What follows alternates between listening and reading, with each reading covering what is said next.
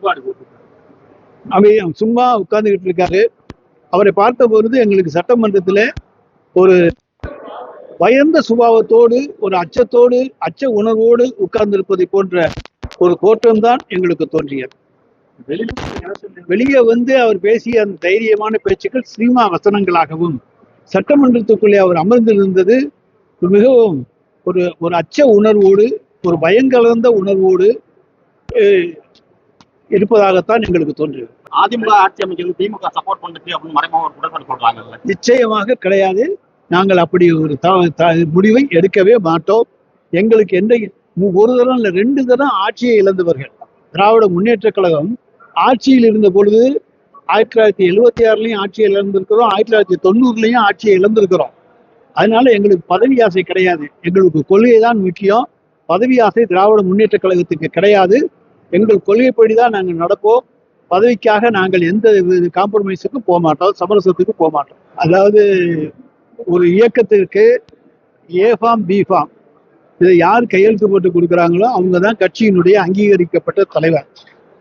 அதிலிருந்து பிரிந்து சொல்வது என்றால் 2/3 பேர் பிரிந்து சென்றால்தான் அவர்களை பிரிவு மற்றொரு கட்சியாக கட்சி தாவல் சட்டப்படி அவர்களை ஏற்றுக்கொள்ள முடியும். ஆனா இங்க 2/3 போகல. 22, 25 இருந்துச்சு. அதுலயும் ஒரு நாள் கேசி வீரமணி இங்கிட்டு வந்துட்டாரு. இப்ப 23, 24 என்று இருக்கிறது.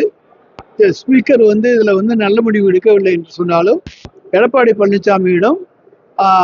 பழனிசாமி அவர்கள் ஆளுநரிடத்திலே ஒரு மனு கொடுப்பதாக தகவல். கட்சி தாவல் சட்டம் அமுலாப்படி அவர்கள் தகுதி இழக்கிறார்கள் என்று.